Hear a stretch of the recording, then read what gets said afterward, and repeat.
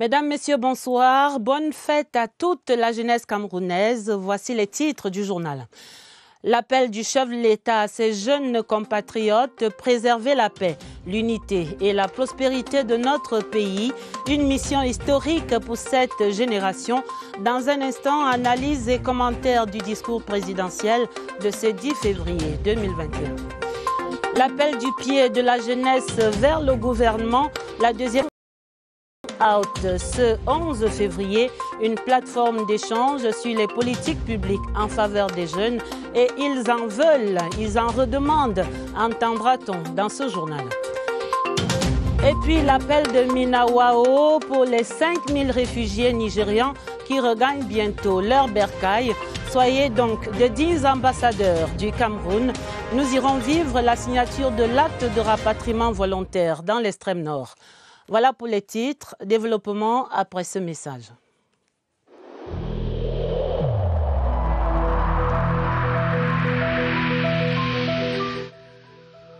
J'ai personnellement constaté que la plupart de nos concitoyens ne respectent plus les mesures de protection édictées par le gouvernement.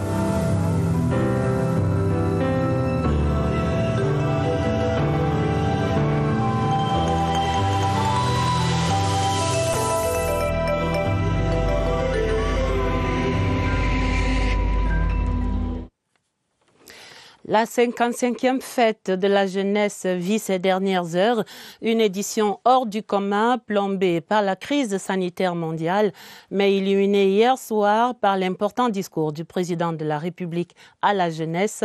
Nous en parlons dans un instant, mais d'abord cette actualité au Palais de l'Unité où un envoyé spécial du président centrafricain a été reçu en audience hier mercredi par le chef de l'État.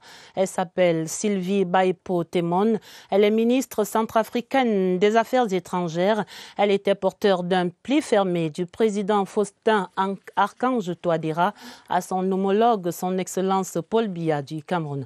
Au cœur des échanges, bien entendu, la situation sécuritaire fort précaire en République centrafricaine. Reportage au Palais de l'Unité, Yves-Marc Modzo.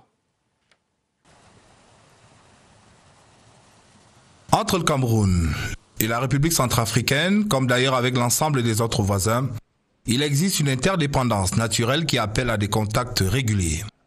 Ce fut ainsi le cas ce mercredi 10 février 2021 au Palais de l'Unité, où son Excellence Sylvie Baipo Temon, ministre centrafricaine des Affaires étrangères et des Centrafricains de l'étranger, est accueillie au perron peu avant 15h30 pour une audience avec le président de la République Paul Biya.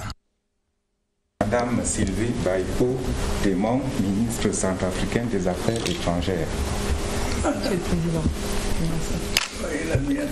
Dans un premier temps, il va s'agir pour l'envoyé spécial du président de la République centrafricaine, Faustin Archange Touadéra, de remettre au président Biya un pli fermé de son homologue de RCA.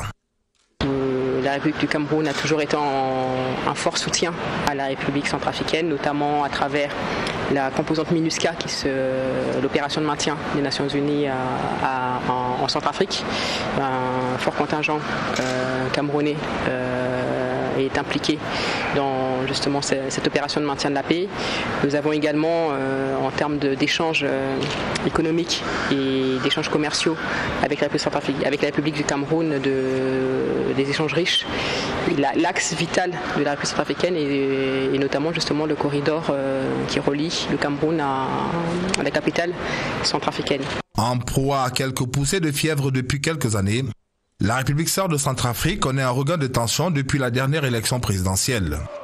Une situation que les autorités du pays s'emploient, avec le soutien des pays amis et de la communauté internationale, à juguler. Sur le terrain, déjà, il y a une formidable chose qui s'est passée en fin d'année. Nous avons quand même tenu des élections, donc l'ancrage démocratique, malgré les différentes turbulences, a été un succès. La population centrafricaine a fait montre d'une belle preuve de démocratie. Malgré les menaces, malgré les turbulences, elle a souhaité s'exprimer et faire valoir son droit en réélisant au premier tour le président sortant. Nous avons encore des élections qui sont en cours, notamment les élections législatives, et c'est en ça que les perturbations, l'agression de la rébellion CPC doit être maîtrisée rapidement pour permettre justement l'exercice de ce jeu démocratique. L'audience entre le président Biya et l'envoyé spécial du président Touadéra a duré une 60aine de minutes. Son Excellence Paul Biya, plus patriarche et paternel que jamais, dans sa posture de sage africain, c'était hier, mercredi 10 février, le chef de l'État qui prodigue des conseils de vie et de survie à ses chers jeunes compatriotes. Il propose des modèles, ceux qui viennent de faire vibrer le Cameroun pendant ce CHAN 2020, ceux qui excellent dans l'armée, dans les sciences ou la littérature. Il met en garde contre les anti-modèles. Un discours aggravé et à méditer. Joseph Clément Ongba. À l'aune d'une année 2021 qui reste incontestablement marquée du sceau indélébile du coronavirus, malgré l'impossible défilé marquant les 55 ans de l'institution de la Fête nationale de la jeunesse au Cameroun, le président Paul Biya aura tenu à respecter un rendez-vous traditionnel avec les jeunes, le discours du 10 février. Preuve que la jeunesse est l'une de ses préoccupations constantes. Paul Biya reste en phase avec les sujets de l'heure. Le 6e championnat d'Afrique des Nations, dont il dresse un bilan organisationnel positif, avec des infrastructures dont la solidité est une aubaine pour la jeunesse. Ce fut une belle opportunité de communion avec l'ensemble de la jeunesse sportive africaine et une vitrine pour exposer la vitalité du peuple camerounais. À cette occasion, le Cameroun, pays à l'hospitalité légendaire, a su y tenir son rang, grâce notamment à la forte mobilisation de sa jeunesse, dynamique, talentueuse et enthousiaste. Restant connecté avec les jeunes, Paul Biya, dans sa posture de bon père de famille, leur prodigue des conseils. Le respect des mesures barrières demeurant la meilleure digue de protection contre le Covid-19. Notre pays a pu offrir aux autres jeunes d'Afrique et du monde une belle fête sportive et culturelle, ainsi qu'un agréable moment de divertissement dans le contexte sanitaire plutôt contraignant du moment. Jadis îlot de paix et de stabilité en Afrique, les conflits qui nuisent à la quiétude dans notre pays y ont érigé des foyers d'insécurité. L'armée camerounaise nous permet de consolider l'intégrité et l'indivisibilité du pays grâce à un bras séculier, la jeunesse. La jeunesse camerounaise, vaillante et patriote, assure heureusement avec efficacité son rôle de fer de lance dans la défense de la patrie sur ses différents fronts. Avec détermination, professionnalisme et sens élevé du sacrifice, nos jeunes soldats s'activent de manière décisive à ramener la paix dans notre pays. Avec résilience, la jeunesse vit la situation actuelle. Paul Biya lui recommande foi et optimisme en l'avenir. Avec le succès de cette compétition sportive, j'ai envie de dire que l'année 2021 commence sur une note positive pour notre jeunesse. Et je souhaite que cette bouffée d'oxygène ravive durablement l'espoir en chacun d'entre vous. Constant dans le ton, pédagogue dans la forme, Paul Biya montre une fois de plus que la jeunesse peut et doit compter sur sa sollicitude.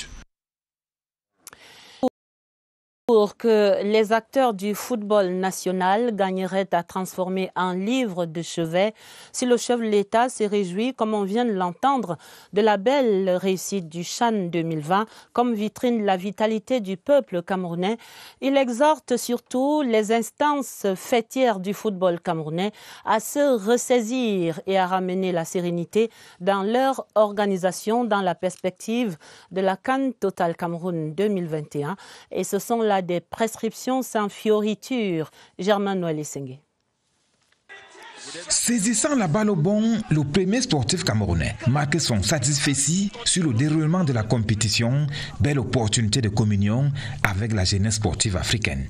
Le Cameroun, pays à l'hospitalité légendaire, a su y tenir son rang, grâce notamment à la forte mobilisation de sa jeunesse, dynamique, talentueuse et enthousiaste. Le chef de l'État se projette déjà sur la prochaine CAN où il souhaite la manifestation de la même vitalité.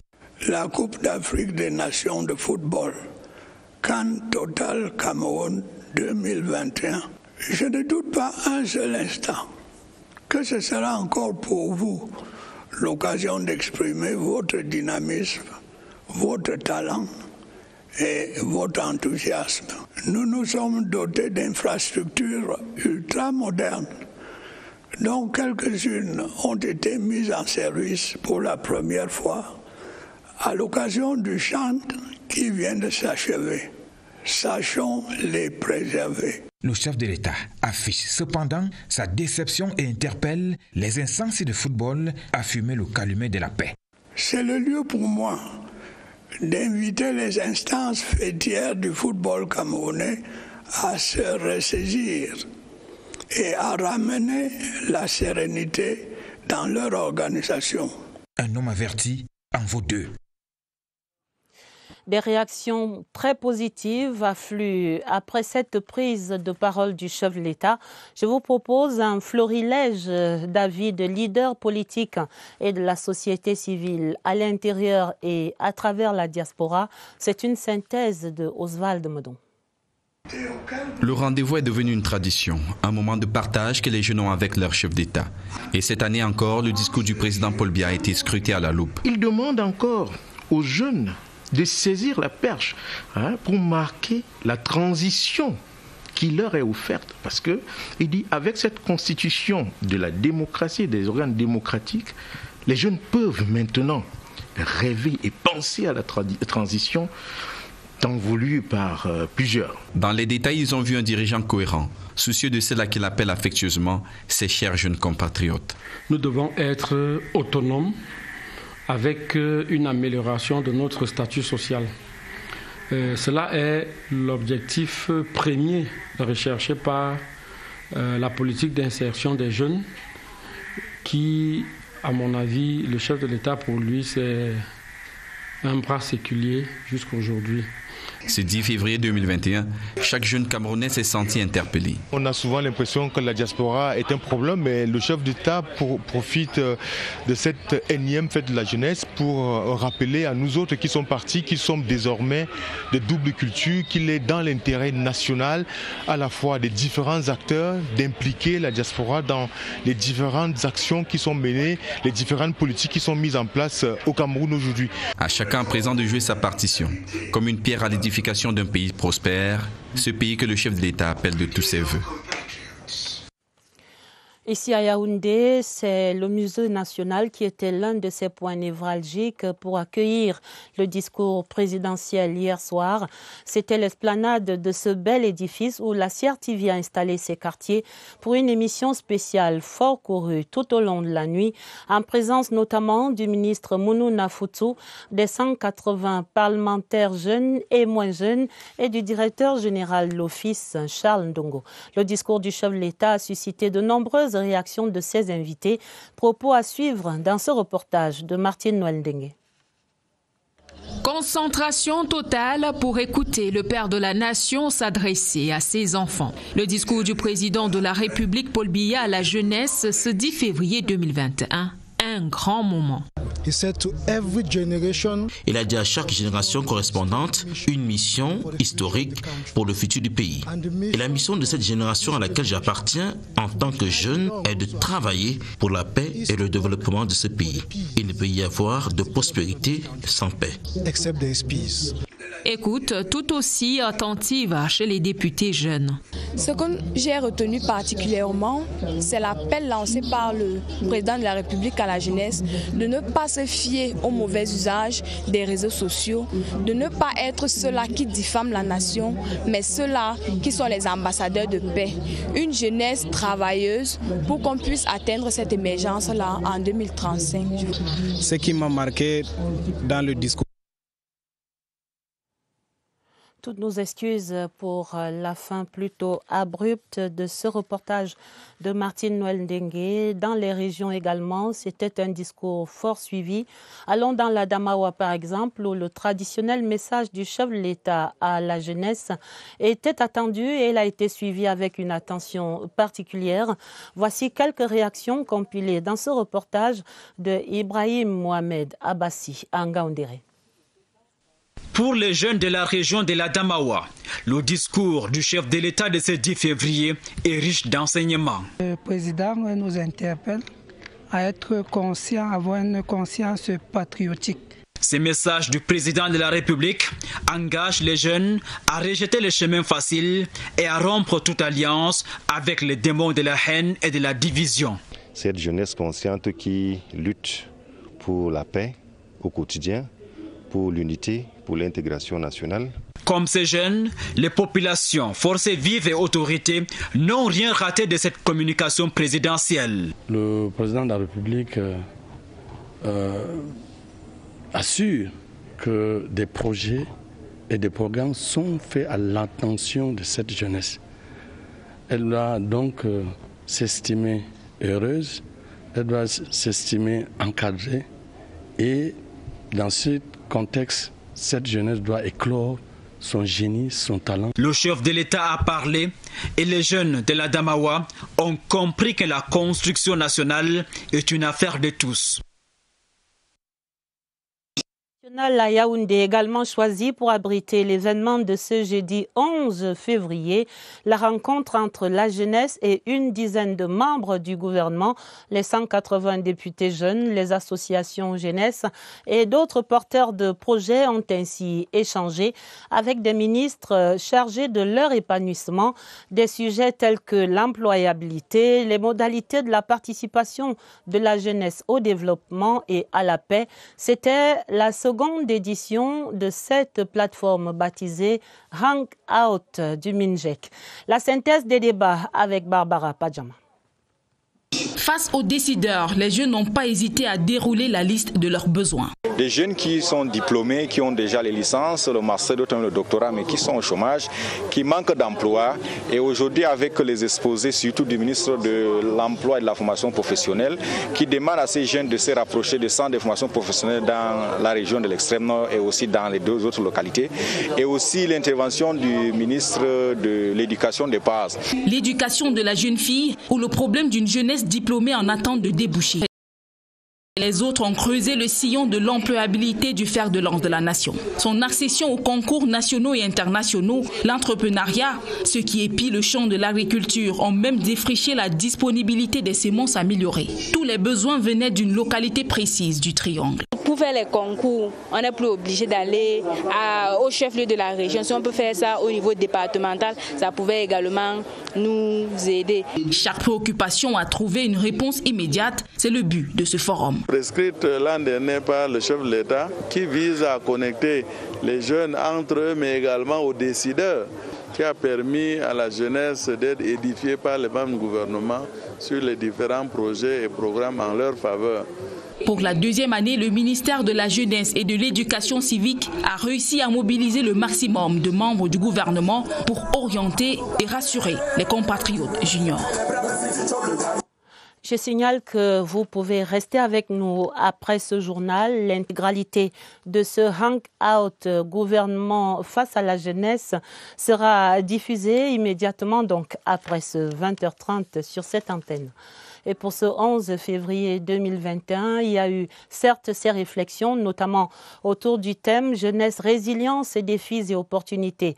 En temps de Covid-19, on a entendu des débats sur l'avenir de cette jeunesse-là, mais il y a eu aussi de nombreuses actions et autres activités autour de la promotion du riche patrimoine culturel national. Et toutes les aires socioculturelles du Cameroun étaient en vitrine encore ce 11 février. Nous retrouvons encore le musée national avec Laurence Okalia. Pour éviter le défilé de la Covid-19, il a fallu un tout autre boulevard ce 11 février. Quel lieu plus indiqué que le musée national de Yaoundé, socle de la culture et des traditions, pour donner un écho à la dextérité culturelle de la jeunesse, celle qui veut danser, chanter pour encourager. Le message qu'on a véhiculé, en fait, c'était par le son d'un de nos artistes, Avero Diez, le Nyama. On encourage tous ceux-là qui se battent pour réussir dans leur vie, laisser un peu la vie facile. Un jargon peu commun au public, mais il n'a jamais manqué de répondre à l'appel du tam-tam de l'unité. Cette fois-ci, c'est les jeunes qui lèvent le drapeau blanc. La jeunesse, et nous faisons tout à notre niveau pour promouvoir la communication interculturelle, le vivre ensemble. Nous demandons à la jeunesse camerounaise de rester très forte, de continuer à vivre dans la solidarité, l'amour, la paix, car le Cameroun est un pays un et indivisible. La célébration du 11 février 2021 n'a pas été celle des années précédentes du fait de la pandémie à Covid-19, mais tout le monde était convié au bal masqué. Direction le littoral à Douala, même restriction et même distanciation sociale pour cause de Covid-19. La grande effervescence habituelle de ces parades du 11 février a été remplacée par des causeries éducatives, des débats et des activités culturelles. Voyons donc l'ambiance de ce 11 février 2021 à Douala. C'est un reportage de Rufin Kacham. Une fête de la jeunesse en grande parade, c'est une première à Douala, 55 ans après la toute première édition. Pour éviter la propagation de la pandémie à coronavirus, qui tient en respect la planète, les autorités ont décidé d'annuler le traditionnel défilé du 11 février. À la place de la Besséké, l'ambiance des jours de fête n'est pas au rendez-vous. Il en est de même ici à la place des fêtes de Douala 4e à Bonabéry. Pour les élèves et enseignants, ce jour férié est un moment idéal pour faire quelques révisions à domicile ou se faire une santé à travers la pratique du sport. Du côté des associations de jeunes, on a mis cette journée à profit en organisant des causeries éducatives autour du thème de la fête. Les collectivités territoriales décentralisées se sont également adaptées à la nouvelle donne. La ville de Douala a remis des distinctions honorifiques aux jeunes de la cité économique. Fête de la jeunesse 2021 très relevée à Bamenda dans la région du Nord-Ouest. Là-bas, de jeunes entrepreneurs ont reçu des prix d'excellence, une initiative de la délégation régionale de la jeunesse et de l'éducation civique qui a ainsi ciblé 15 domaines porteurs comme l'agriculture, les TIC ou encore l'industrie animale. À la manœuvre, le gouverneur de la région du Nord-Ouest, Adolphe Lélé-Lafrique, et ses recommandations. C'est dans ce reportage de Emmanuel Koloko à Bamenda. C'est la deuxième édition du Youth Excellence Award qui récompense les jeunes dynamiques investis dans l'entrepreneuriat. 15 domaines pratiques pour le développement sont honorés par la délégation régionale de la jeunesse et de l'éducation civique dans le Nord-Ouest. Je peux transformer 500 bouteilles de chaque produit. Je vais seulement remercier les Irachi pour voir ce travail dur que j'ai fait et puis pour me faire cette award. Les domaines tels la menuiserie, le digital ou les bâtiments et travaux publics sont aussi couronnés. Une initiative appréciée par les autorités administratives du Nord-Ouest. Je voudrais par conséquent, tout en les félicitant, demander à ceux qui n'ont pas été récompensés cette année de multiplier les efforts pour être récompensés l'année prochaine, qu'ils sortent pour ceux qui sont encore en brousse de leur retranchement pour contribuer à la construction nationale. Même si le traditionnel défilé du 11 février n'a pas eu lieu cette année, les jeunes de la région ont de quoi élever leur idéal afin de participer à l'éclat du label Cameroun. Dans le sud profond, Bipindi, département de l'océan, on a fait corps avec l'ensemble du territoire national. Pas de défilé pour ce 11 février. La semaine préparatoire qu'on nomme la onzaine a connu des activités commémoratives accentuées sur les réflexions, l'investissement humain et tout s'est achevé hier en soirée avec le traditionnel discours du chef de l'État à la jeunesse. L'ambiance pour ce 11 février à Bipindi, c'est un reportage de Daniel Menanga. Décor de la 55e édition de la fête de la jeunesse, Bipindi dans la région du Sud, aux couleurs du thème, commémoration en pleine crise sanitaire. Bipindi a respecté les mesures gouvernementales d'interdiction du défilé, mais un certain nombre d'activités ont été déroulées. L'audition du discours du chef de l'État à la jeunesse, au terme du discours du chef de l'État, une causerie éducative a eu lieu. Les jeunes ont été sensibilisés sur les dangers, notamment la consommation de la drogue et l'alcoolisme. Ce 11 février 2021 à Bipindi, doux réveil et la même ambiance le long de la journée. Journée déclarée fériée et chômée sur l'ensemble du territoire national. Mais pas pour les petits commerçants et les activités informelles. Il faut bien vivre. La vie, c'était la veille, le 10 février. Une date clé dans l'agenda des jeunes. Venus de Grand Zambie, 12 km d'ici, et d'autres villages voisins des 9 arrondissements de l'océan, pour noyer les excès et garder le meilleur de leur jeunesse. Autre chose à présent dans le journal avec ce chiffre, 5000 Nigérians réfugiés au camp de Minawao vont regagner leur pays natal entre le 27 février et le 7 mars. Ainsi en convenaient hier mercredi les gouvernements camerounais et nigérians sous l'égide du HCR, le Haut Commissariat des Nations Unies aux réfugiés. Il s'agit là de retours volontaires sécurisés par les Nations Unies parce que d'autres réfugiés nigérians ont choisi de rester encore chez nous et les autorités d'Abuja saluent ainsi l'hospitalité légendaire du Cameroun et de son président Paul Biya. L'envoyé spécial raconte cette cérémonie, c'est Augustin Guizana. L'accord tripartite Cameroun-Nigeria au commissariat des réfugiés en faveur des réfugiés nigérians du camp de Minawao tient sur 12 points. Le document insiste sur le rapatriement volontaire. En effet, ayant fui les atrocités de Boko Haram en 2013, certains réfugiés, notamment de l'Est du Nigeria, souhaitent retourner chez eux. Selon le gouverneur de Borno State, ceux-là sont identifiés dans 751 ménages. Au nom du gouvernement nigérian, Babagana Oumar Azulum remercie le Cameroun et son président Paul Biya qui, dira-t-il, n'ont ménagé aucun effort pour encadrer ses concitoyens en détresse. Les autres points de l'accord tripartite sont un ensemble de mesures d'accompagnement des réfugiés et leurs biens parce que les premiers convois seront organisés du 27 février au 7 mars 2021. À cet effet, le comité s'est engagé à mettre à disposition des bus pour des individus dans le respect des mesures barrières anti-Covid-19 et des camions pour les biens matériels sous escorte militaire. Il a été recommandé la réintégration des retournés dans les programmes nationaux et internationaux d'aide et d'insertion socio-économique. C'est donc une vague de 4 982 Nigérians, dont près de 2300 femmes, qui vont prendre la route dès le 27 février. Ce départ précède le convoi de 133 autres qui ont regagné le Nigeria en août 2019. Pendant ce séjour dans la région de l'extrême nord, le ministre de l'administration territoriale a également rencontré des réfugiés nigérians personnellement. Paul Atangandji, accompagné du gouverneur de Borno State au Nigeria, des responsables du HCR, a ainsi échangé avec ses ressortissants nigérians et le Cameroun s'engage à poursuivre cet encadrement qu'il assure dans ce camp de Minawao depuis 7 années maintenant. Retrouvons sur ce site Aladji Mustafa. Bâti sur une superficie de 623 hectares à Mokolo dans le département du Mayo-Tianaga, le camp de Minawao, ouvert en juillet 2013, abrite près de 70 000 réfugiés nigérians.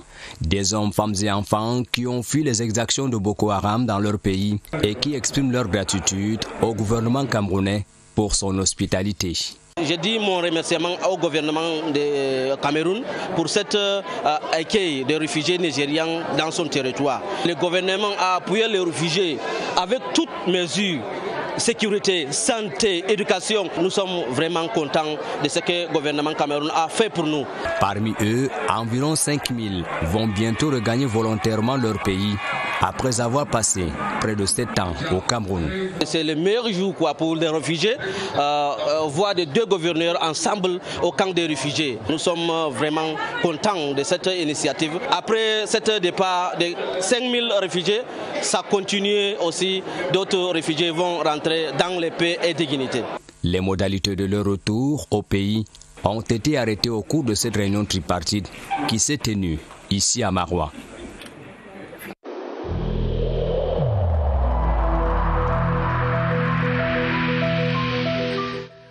Je vous exhorte de nouveau à porter vos masques, à vous laver régulièrement les mains et à faire appel à un médecin ou à tout autre personnel de santé au cas où des symptômes apparaissent.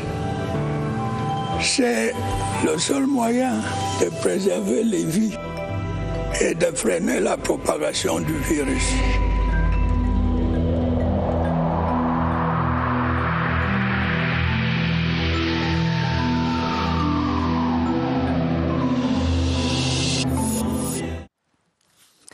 Et ce message qu'on vient d'entendre, c'est des messages répétés du chef de l'État, son Excellence Paul Biya, en ligne de front dans la lutte que mène le Cameroun contre le coronavirus. Le chef de l'État, dans son discours hier soir, 10 février, à la jeunesse, se réjouissait encore du respect des mesures barrières pendant le Chan 2020. Et je vous propose maintenant de revenir sur cet aspect précis avec Évariste Eyanga, notre reporter déjà posté au Centre des opérations d'urgence de santé publique à Messa. Bonsoir Évariste, comment entendre ces mots du chef de l'État? Au plan sanitaire, leçon tirée par le président de la République lors de son adresse à la jeunesse hier, lui qui reconnaissait que le Cameroun a offert une belle fête du football et de la culture au monde entier, à la jeunesse africaine, et que cela a été réussi parce que les gens ont observé les prescriptions du gouvernement camerounais ainsi que toutes les autres dispositions imposées par les organisateurs du tournoi, le Chan 2020 au Cameroun, ce qui veut dire que c'est le fait d'avoir respecté les mesures barrières qui a permis que la toute première compétition d'envergure internationale ait été organisée au Cameroun avec panache, avec réussite. Cela veut dire également que dans d'autres occasions, si l'on doit réussir une organisation dans le contexte sanitaire assez délicat actuel, il faudrait absolument se soumettre au respect de ces mesures barrières. Il y a des échéances qui arrivent également. Il s'agira de reconduire la même discipline, d'observer les mesures barrières. Et c'est entendu, Évariste, merci infiniment. Et le président de la République, son Excellence Paul Biya, qui adresse ce télégramme officiel de félicitations à son Excellence Ali Hosseini Khamenei. C'est le président de la République islamique d'Iran et c'est à l'occasion de la commémoration de la fête nationale de ce pays ami, ce 11 février. L'Agence de régulation des télécommunications, l'ART, qui entame maintenant la phase d'application du décret du 3 décembre 2020. Ce décret, rappelez-vous, qui porte réorganisation de l'ART, un plan de mise en œuvre de cette réforme vient d'être adopté. C'était un atelier couplé à la 51e session du Conseil extraordinaire, le Conseil d'administration de l'ART, et c'était à Ebolova, dans le sud, où nous retrouvons pour les détails et les précisions Charles Abosoloba. L'Agence de régulation des télécommunications amorce un tournant décisif de son histoire, notamment avec le décret présidentiel du 3 décembre 2020 portant réorganisation et fonctionnement de l'organe. Il était question pour le top management, en ce début de l'exercice 2021, de mener une réflexion afin de s'approprier cette nouvelle réforme et définir ses moyens de mise en œuvre. Nous tenons justement à remercier le président de la République qui a bien voulu accorder des coudées franches, donner un souffle nouveau, de l'oxygène à l'Agence de régulation des télécommunications à travers ce décret. Nous sommes donc réunis à Ebolova pour décliner en résolution les résultats du travail effectué préalablement à la direction générale par un groupe de travail qui a été mis en place dès le début du mois de décembre par le directeur général de l'ART. Le plan de mise en œuvre des axes de réforme proposés à l'issue de ces assises a été adopté par le conseil d'administration. Une batterie de mesures innovantes ayant pour but de renforcer l'efficacité de l'ART dans la régulation des télécommunications au Cameroun. Nous avons parlé de la réduction de la fracture numérique et Dieu seul sait que la réduction de la fracture numérique est consubstantiellement tributaire de la maîtrise de la facture du numérique. Nous devons avoir la qualité du service, c'est vrai. Le réseau doit s'étendre à tous les citoyens pour que cette société digitale à laquelle le président de la République soit une réalité dans le quotidien de tous les Camerounais, mais également nous devons amener les opérateurs à pratiquer des prix et des coûts compétitifs. Désormais paré de ces nouveaux attributs, le régulateur du secteur des télécommunications est prêt à jouer pleinement sa partition, celle de faire respecter les lois en vigueur par les opérateurs et de préserver les intérêts du consommateur camerounais. La fin du 20h30, essentiellement consacrée au regard multiple sur le discours du chef de l'État à la jeunesse camerounaise. C'était hier, 10 février, le chef de l'État qui appelle cette jeune génération à préserver la paix, l'unité et la prospérité de notre pays. Donc, la fin du 20h30, le journal était préparé avec la collaboration de Marlise Eno-Ambarga Aoumou et de Augusta Ngononga. Un autre journal sur cette antenne, ce sera à minuit avec Sadou Mamoudou et Elvis Teke. Pour les journaux du week-end, dès demain au 20h30, vous serez en compagnie de Ata Badine Omar. Vous aurez ici et maintenant après le journal la diffusion du Youth Hangout Minjek Replay avec à la présentation Séverin Legambele et Drusilla Mokoso Djoki. Vous irez ainsi exactement au musée national. D'avance, un excellent début du week-end à vous tous et très belle Saint-Valentin. Ce sera dimanche 14 février et nous vous retrouverons certainement après cette belle fête. Belle soirée.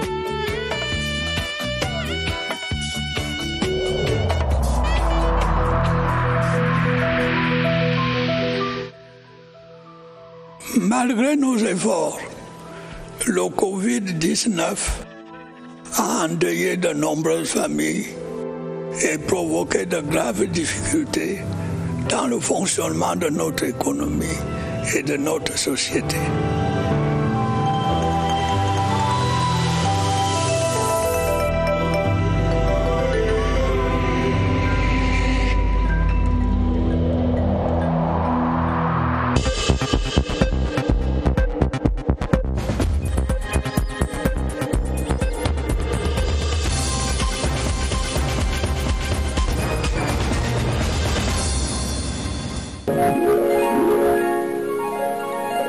CRTV News, ici, toute l'info.